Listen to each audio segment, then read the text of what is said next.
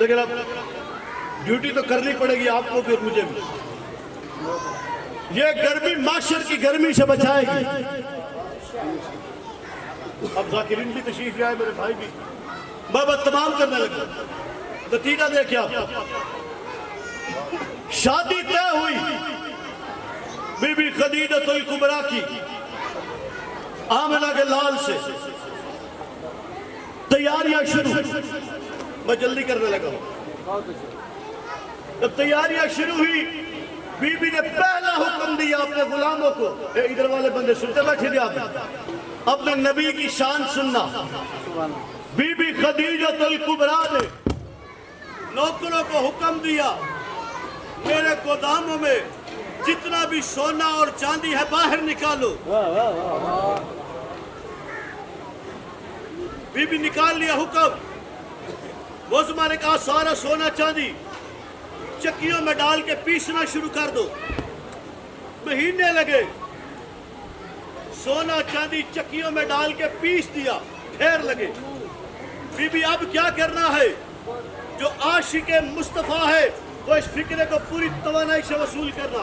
बीबी या जो सोना चांदी चक्कियों में डाल के पीस दिया है, इसको करना क्या है?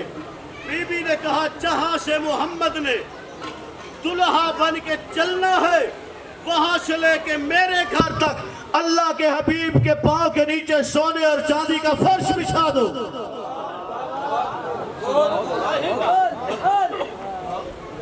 क्या कहने उस बारात के जिसमें बाराती जाफर तैयार, जिसमें बाराती अली इब्न अबी तालिब, निकाह खान हजरत इमरान जैसी हस्ती, अर्श पे अल्लाह जैसी हस्ती, दुल्हन बन के बीबी मदीना तैयबा की मालिकन अपने घर पहुंची। बीबी का तरीका था, सुबह उठती सोने चांदी का ढेर लगाती। मैं कहने पे आसान गुफ्तगू कर रहा हूं, मुझे मिजाज का अंदाजा नहीं है, पहली मरतबा इस धरती पे सोने चांदी के ढेर लगा दिए। लोग आए, बीबी ने कहा मेरे नबी का कलमा पढ़ते जाओ, माल उठाते जाओ।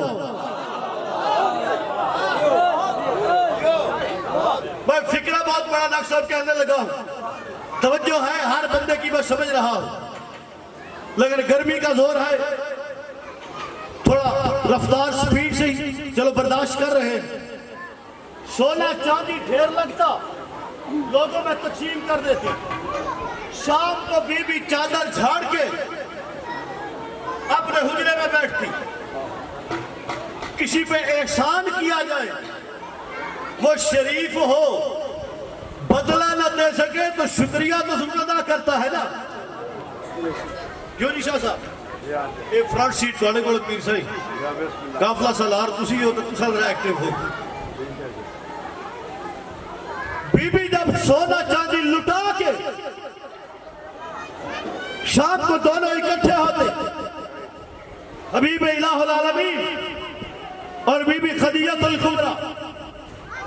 बीबी जब देखती कि हुजूर मेरा शुक्रिया अदा करने लगे हैं, जल्दी से फातिमा ज़हरा की मां नबियों के नबी के कदमों में बैठ जाती और अपनी इस्मत वाली चादर से हुजूर के पाक नालैन को साफ भी करती और कदमों पे हाथ रख के बोसा दे के कहती, ऐ आमिना के लाल, आप मेरा शुक्रिया अदा न करना, मैंने ये जो सोना और चांदी खर्च किया है आप पर एहसान नहीं किया।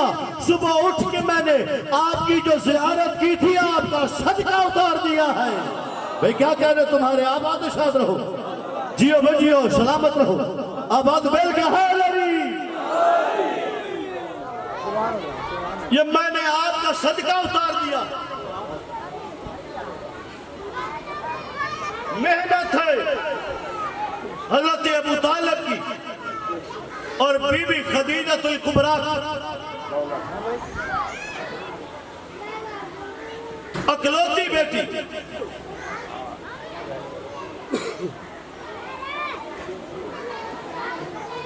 जहान की औरतों की सरदार क्या कहने इस मौजमा के जितने जनती औरतें उन्होंने दी सरदार है जहां दे औरतें। ये आपने जो फिक्रा कहा है भाई हुण मैं तो जुमला इतना बारीक है किताब लिखी जा सकती जनती औरतों की सरदार। और आज के बाद ये भी ना कहा करो कि जन्नत हर माँ के कदमों तले है। ये रुमाल है मेरा है, ये मेरी मिल्कियत है, मैं इस पे किसी को नहीं पांव रखने देता। ये मेरी मिल्कियत है, जन्नत मिल्कियत है जनाब हसनैन की। यार फिक्रा बहुत बड़ा है, बड़ा गहरा है, खुद ही आपने छेड़ा है। जिस चीज के मालिक हसन और हुसैन हो वो हर माँ के कदमों तले नहीं होती। दहान में एक ही माँ है और एक ही जोड़ी है, जोड़ी का नाम हसन और हुसैन है, मालिकन माँ का नाम फातिमा ज़हरा है।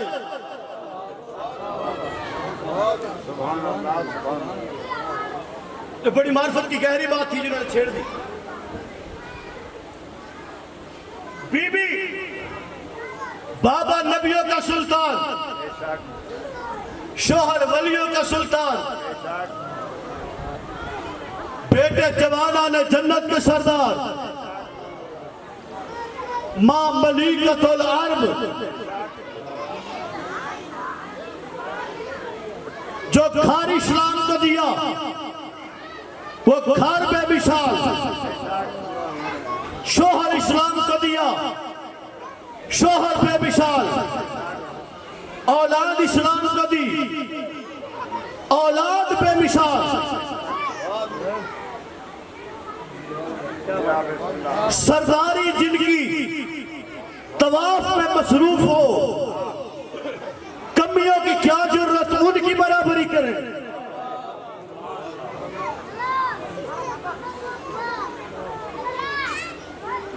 अगर कोई शख्स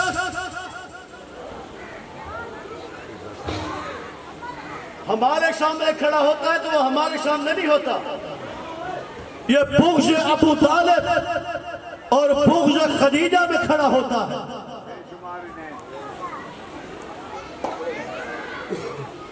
कल रात मैंने एक फिक्रा पढ़ा था, तबीयत साथ बहुत में पढ़ता हूं। सीरत वाले ने लिखा है, हमें कोई एतराज नहीं, हर कोई हुजूर का आशिक है, कि जब हुजूर दुनिया में आए तो अम्मा हलीमा ने उनको पाला। ठीक है भाई, तेरा अकीदा है। मैं यहां मजलिस पढ़ने आया हूं, बानी मुझे खाना खिलाए, इसका मतलब है बानी के घर रोटी है तो मुझे भी दे रहा है। और बानी अगर मुझे कहे कि अड्डे से लेते आइएगा, इसका मतलब है बानी के घर कुछ नहीं है। किताब वाला लिखता है, जब हुजूर हलीमा के घर में नहीं आए थे, बकरियों के थनों में दूध नहीं था। मैं आपकी चुप की वजह से ढीला पड़ गया हूं, हकीकत है, वरना मेरा भी 17-18 साल का तजुर्बा है। गर्मी है, आप सुस्त पड़ गए तो मैं क्यों जोर लगाऊं। आप चुस्त हो गए तो मैं भी 2-4 फिक्रे कह देता हूं।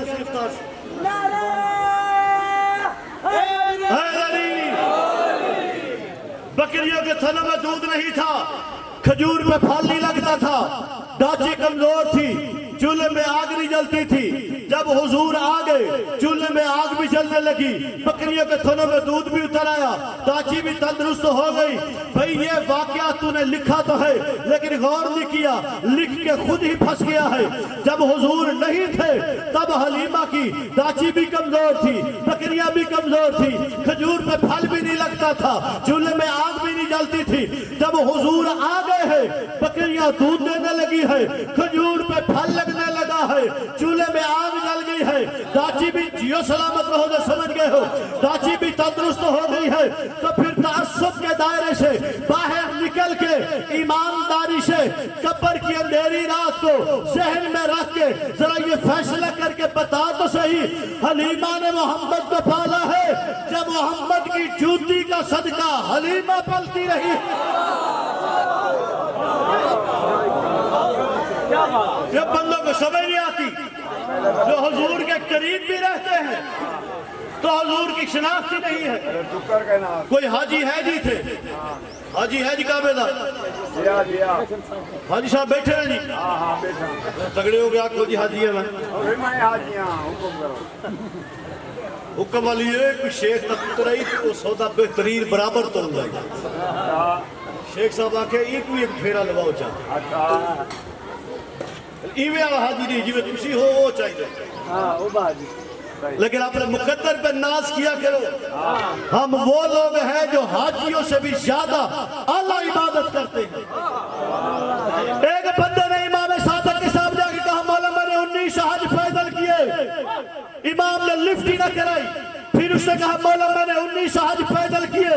इमाम ने कहा एक मर्तबा फिर पैदल काबे में जा, 20 हज मुकम्मल कर, ताकि तुम्हें 20 हज पैदल करके मेरे दादा हुसैन की कब्र पर एक बोसे के बराबर तो सवाब मिल जाए।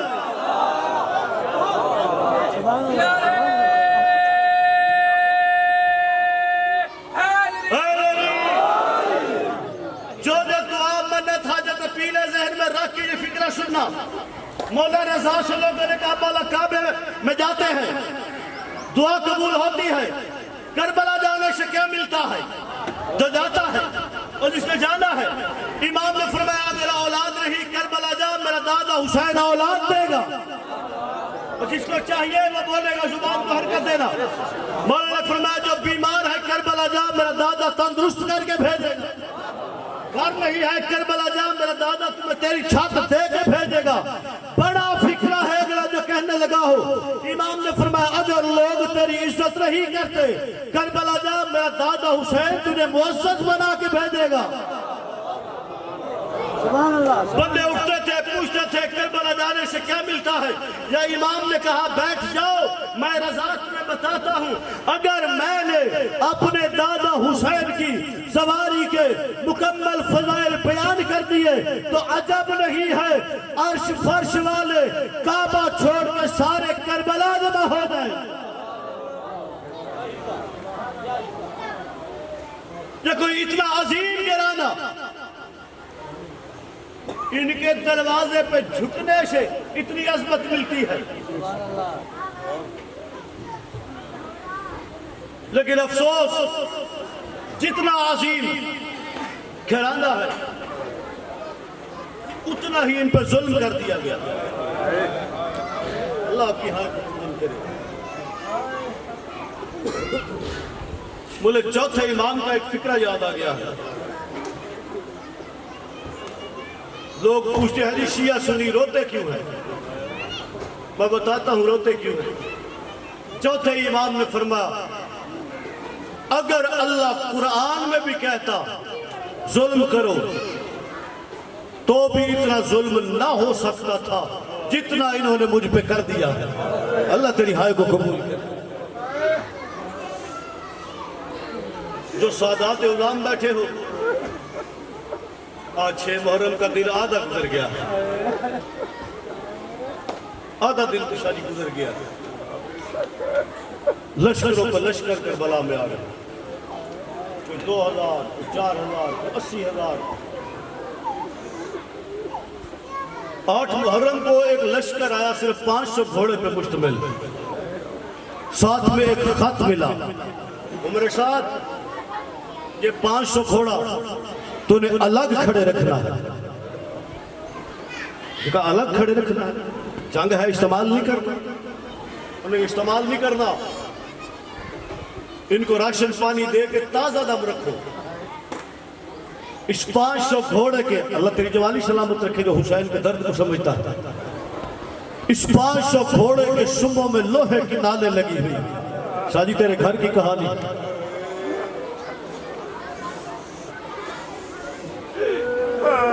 मियां मोहम्मद बख्शा खेना पुराई पीर ते कद विच तीर।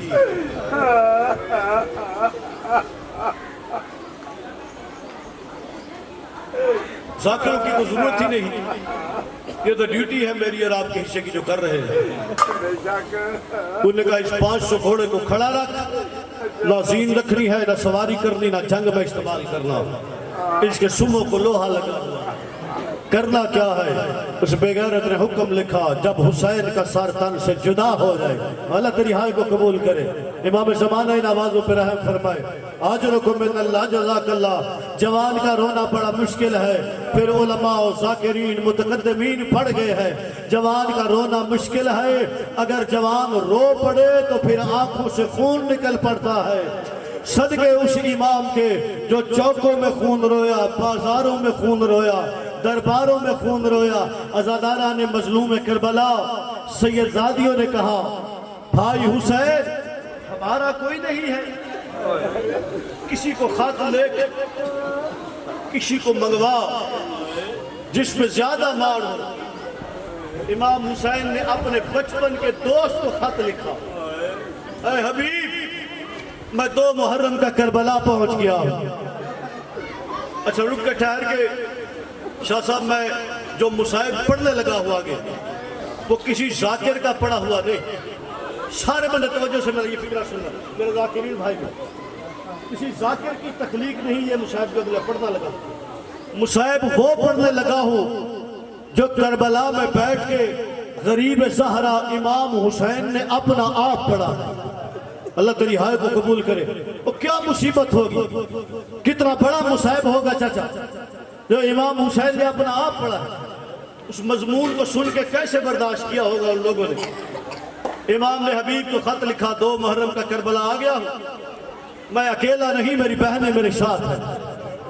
मुश्किल वक्त है, जमाना दुश्मन हो गया है।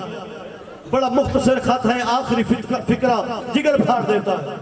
इमाम ने कहा, मेरे बच्चे साथ, मेरी बेटियां साथ, मेरी बहनें साथ, मेरा खानदान, मेरा पूरा मेरे साथ है।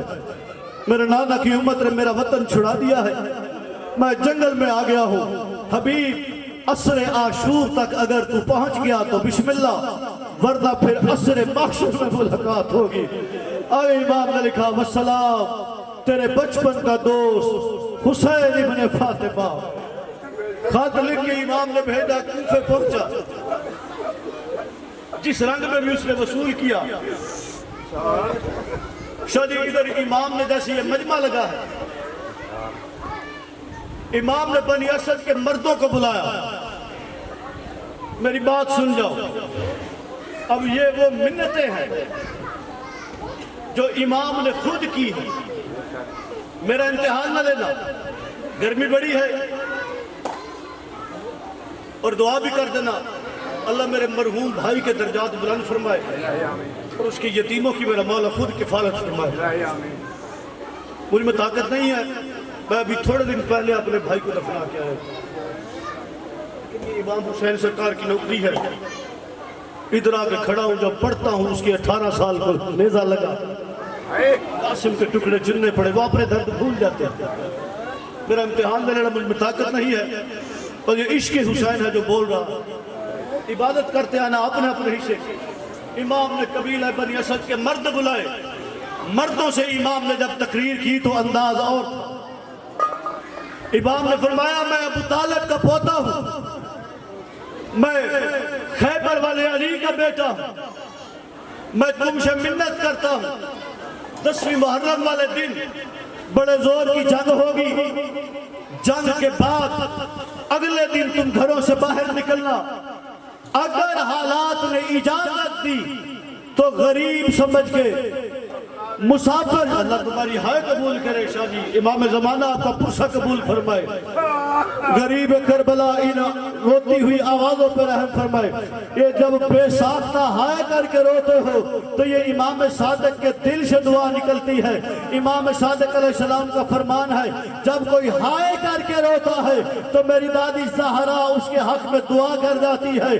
अज़ादारा ने मज़लूम करबला, इमाम ने फरमाया, गरीब समझ के, मुसाफिर समझ के, अल्लाह रासी समझ के, परदेसी समझ के, अपने नबी का बेटा समझ के मेरी कब्र बना जाना।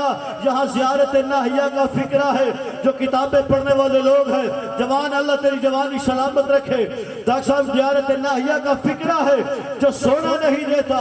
और वह इमाम पर्दे गैबत में रोते हैं और रो रो के कहते हैं सलाम मेरे उस जद्दे गरीब पर जिसको अहले देहात ने तरस खा के दफनाया है। अल्लाह तेरी हाय कबूल करे। मातम करना, मातम करके फिक्रा सुनना। मातम वाजिब है, गरीबों का मातम सवाब है, गरीबों का मातम जरिया निजात है। इमाम ने मर्दों को भेजा, फिर इमाम ने औरतों को बुलाया, औरतों को बुला के इमाम ने अपनी तकरीर का अंदाज बदला। अल्लाह का मातम कबूल करे। इमाम ने फरमाया ऐ कबीला बनी असद की औरतों, मैं फातिमा ज़हरा का बेटा हूँ, मैं ज़ैनब कुलसूम का भाई हूँ, मैं रुकैया का भाई हूँ। औरतों ने कहा मौला हुक्म क्या है? इमाम ने फरमाया हुक्म नहीं है, मैं मुसाफिर की मिन्नत है, तुम 10वीं मुहर्रम को घरों से बाहर न निकलना। 11 मुहर्रम को दरिया के किनारे पे पानी भरने के लिए घरों से बाहर निकलना। अगर मर्द किसी मजबूरी से मुझे ना दफना सके तो मैं फातिमा ज़हरा का बेटा तुम्हारी मिन्नत करता हूँ, पानी भरने के बहाने आना और मुझ गरीब की लाश को दफना जाना। ये वो गुर्बत है जो इमाम हुसैन अपनी आप पढ़ रहे थे। मैं फिक्र आखिरी कहने लगा हूँ मिंबर भाइयों के हवाले। अज़ादारा ने मज़लूम करबला, अभी इमाम ने कबीले बनी असद के छोटे छोटे बच्चों को बुला लिया। कितना गरीब है फातिमा ज़हरा का बेटा। जैसे बच्चे मिट्टी पे बैठे थे, इमाम भी मिट्टी पे बैठ के इमाम ने बच्चों से कहा ऐ छोटे बच्चों, कल यौम आशूर होगा, बड़े जोर की जंग होगी।